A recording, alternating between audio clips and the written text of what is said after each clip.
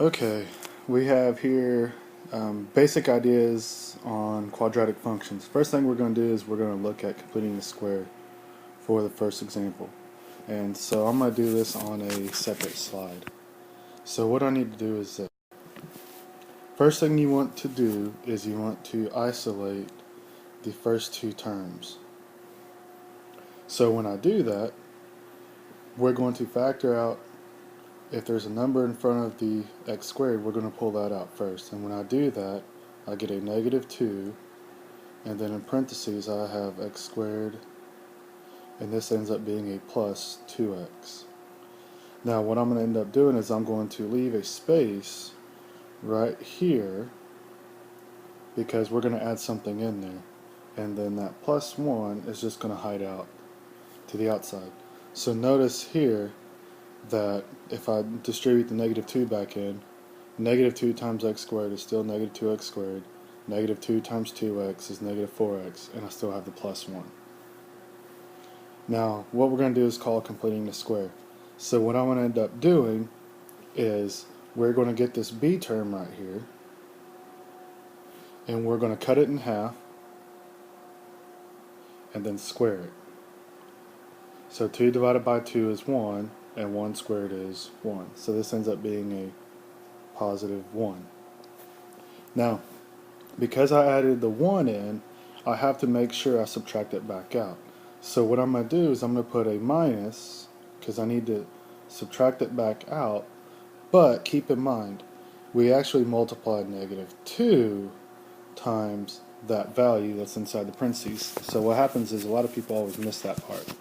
So make sure if you pulled out a number in front that you multiply that back in as well. And so when I subtract back out, I'm actually going to subtract back out a negative 2 times 1.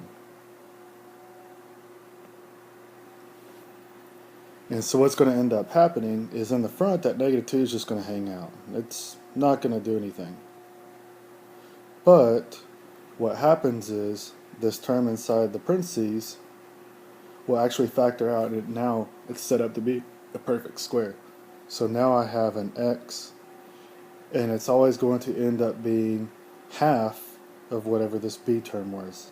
So I'll get x plus 1 squared. And then on the outside, now I just got to clean this all up. So I have a plus 1 minus a negative 2. And when I simplify the outside, I get negative 2, and then I get x plus 1 squared, and then the two negatives make a positive, and so I get a plus 3. So what I have here is I now know my vertex is at negative 1, 3, because this is going to give us a vertex. Our shifts are what's going to move our vertex around. And as far as any other transformations, we have a vertical stretch of 2, and we also have, our graph also went to the left 1, and we also went up 3, and then we also had a reflection across the y-axis. Well, I'm sorry, the x-axis. And that's how you complete the square.